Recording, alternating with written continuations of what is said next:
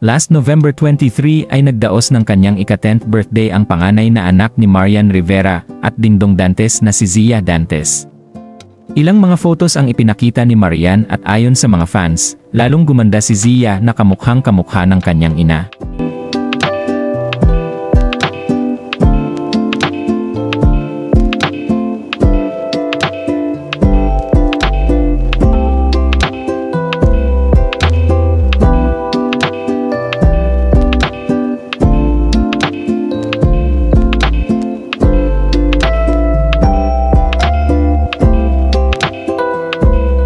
Napaka-talented din ni Zia.